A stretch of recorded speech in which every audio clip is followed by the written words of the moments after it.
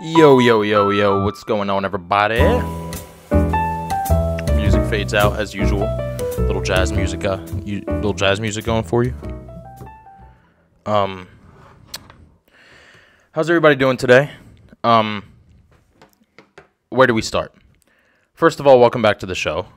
It is episode number 34, I believe. We got a great podcast, okay? This is great to the point where I don't even know what episode we're on. So that's how great this podcast is. Thank you guys for having patience for me. 23 subscribers. This is going to be the new layout from here on out, just because I feel like a table would be necessary for guests, and this just feels more comfortable. I don't know why. I really don't like sitting and just sitting there with no table, and I like this. I like this because I get to talk to you guys, I get to have a good time, and I get to, relax. I get to chill, sip on my Diet Pepsi. So where do I start? We're going to talk today about Pewdiepie's wedding. Pewdiepie's wedding, for any of you guys who have been living under a rock, already has like 15 million views, and it's been about less than a day. I think it's been about like 20 hours or something. Beautiful wedding. The guy pretty much... One second.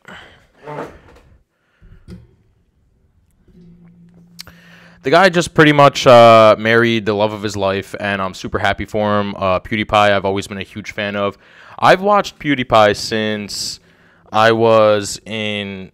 So, just to give you a brief explanation, I am 22 years old. I just graduated college about a couple months ago, and I've been watching PewDiePie since I was in high school, about a sophomore in high school. So, I've been watching him for about 6 years. He's gone through many phases. I've stood by him in every single way, shape, or form. And I think he deserves this. I think he earned it. I think that he works hard in everything he does. And yeah, sure, there's a lot of people that say that he doesn't put that much effort into his content. But I disagree. I think his content is unique. I think his name is now something that people associate with kind of like a big entity on YouTube. He's huge, If you make a video on PewDiePie, or if PewDiePie responds to something you say, people go crazy. People go crazy over the Dolan twins answering what you say. But if you have PewDiePie answering you, this guy is gargantuan. This guy is one of the biggest YouTubers in the world. He just hit 1 million subs. What's crazy is that I feel like in life, when you think you hit milestones, you think it's done. You think that's it. There's no way in hell I can ever do more in life. And then you do more in life. And then you're like, oh, wait. This is a milestone I never thought of. And I think this is why people... don't expect their milestones, because they don't know what's coming next, Nobody knows what's coming next.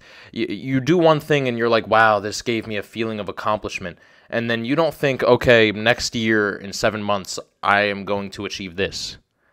It just happens. And then you're like, oh, wow, I just hit another milestone. You work for your next goal, but you don't know how it's going to happen, and you don't know when it's going to happen. And you don't know the feeling of it happening until it does.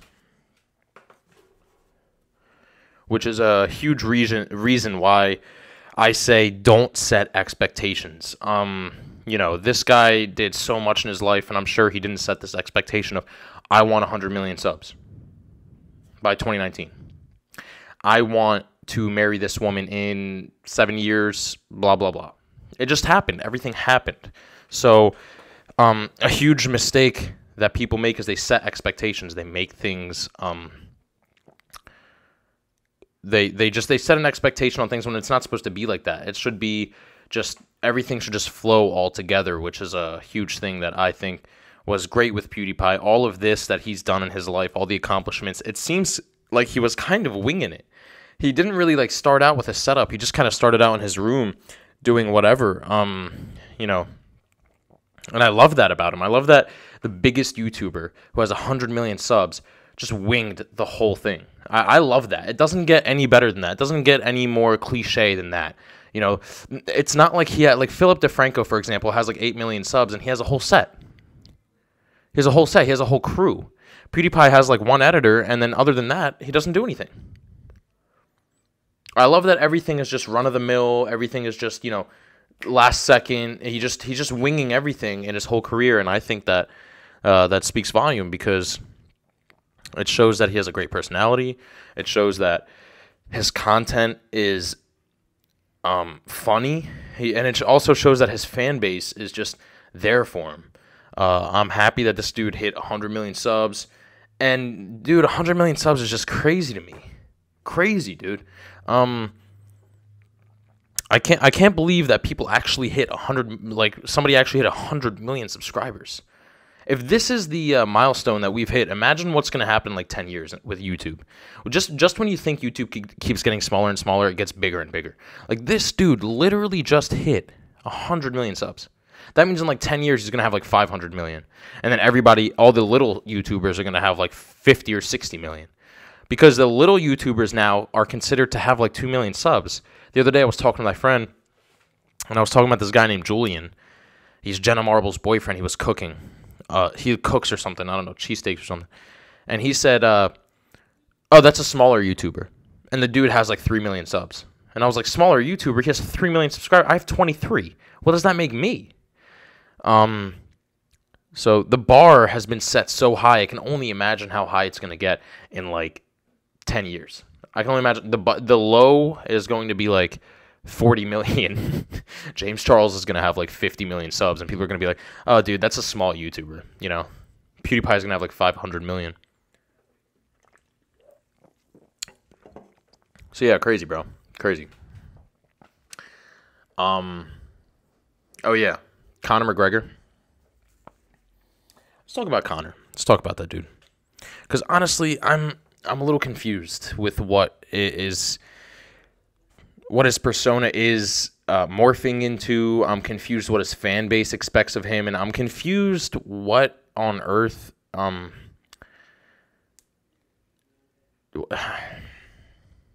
what's a status anymore, Like it used to be people would do things and excuse me, sorry. It used to be that people would do things, and then after they would do them, they would have repercussions. They would, be celebrities, so people would tarnish their name and stuff like that. But now, like, where's the line, dude? The guy was doing an interview with Ariel Helwani about fighting, coming back, and he immediately just had this snarky face. It was just kind of like defensive. He was just so defensive about everything. And Ariel Helwani didn't even do anything. He was just kind of chilling.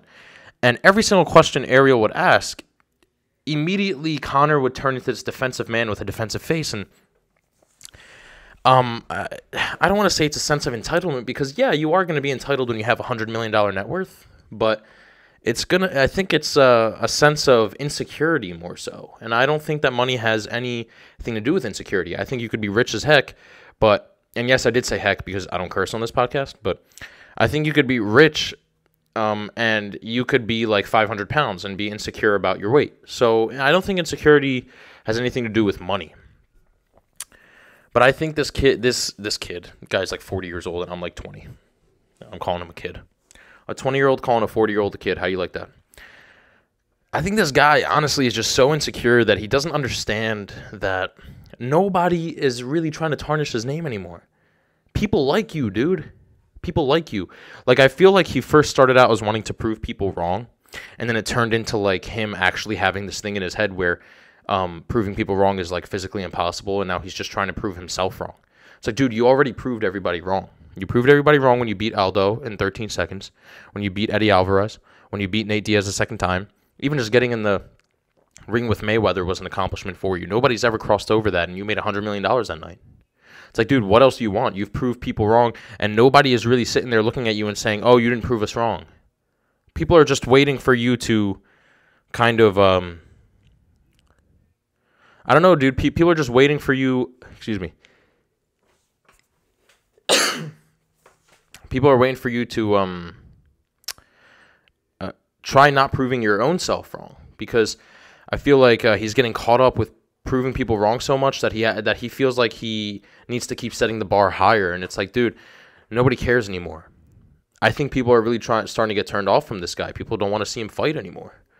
And I don't blame him, honestly. I mean, he causes a lot of problems with the Khabib fight. The dude got destroyed by Khabib. And he's just going off the rails, dude. I mean, I don't understand what his motive is at this point. Everybody just wants to see fighters fight. Nate Diaz fought. Aldo is fighting. Eddie Alvarez with ONE FC. Everybody is moving on, and their personas are very authentic because that's what they want. They want to fight. Money has gotten to your head so much that I feel that you're looking for a show more so, showcasing your skills. He's a great striker. Everybody has known Conor McGregor to have very low stamina. Doesn't last that long in the octagon, and also horrible grappling. I mean, he's improved a little bit since the Khabib fight, since the Diaz fight. But when he fought Khabib, it all just went out the window because Khabib was just way too good with the takedowns. But I don't understand his motive at this point. I think people would literally just love you and respect you if you just fought. If you just stopped talking, dude, and you fought.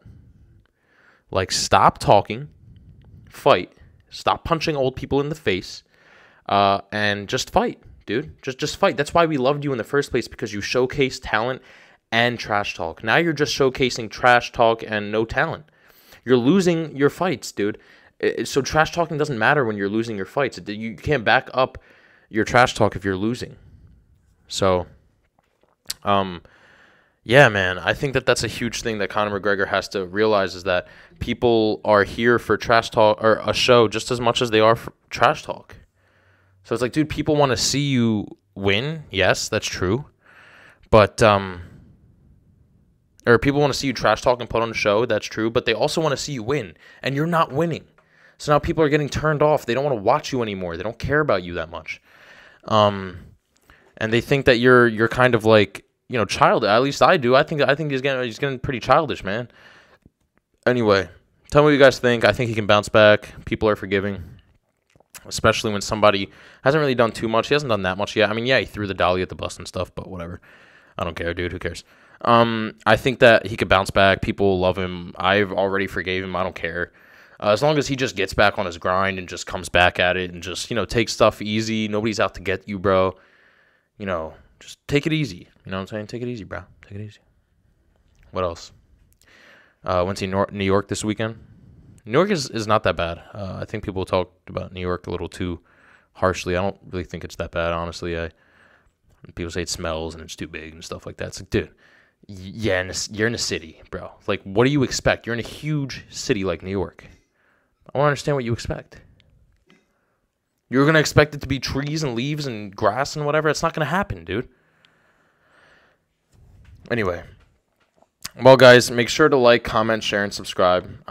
This is my podcast, and little brief explanation for people, because I don't know if this is going to get views or not, but this is the beginning of my show, and I don't really like to call it a podcast, but I hope to make it a show one day. You know, make sure to just subscribe, like, comment, you know, make sure to just show your family and friends this channel, and stay in touch. This is a shorter podcast. It's like 10 minutes, 15 minutes, just because my SD card can't really fit that much film in it, so I don't have like an hour-long camera. So after like 10 minutes, this thing just turns off. So my episodes are going to be 15 minutes every Sunday, Tuesday, and Thursday. Why not Monday, Wednesday, and Friday? I just feel better doing it on Sunday, Tuesday, and Thursday, because I don't have anything on Sunday. I don't really have work or anything, so I could just kind of like start up the day fresh with that. Anyway, yeah, guys. Comment, like, share, subscribe, and I'll see you guys tomorrow, and or excuse me, I'll see you guys Tuesday, and have a good one, bros. Bro fist, bros.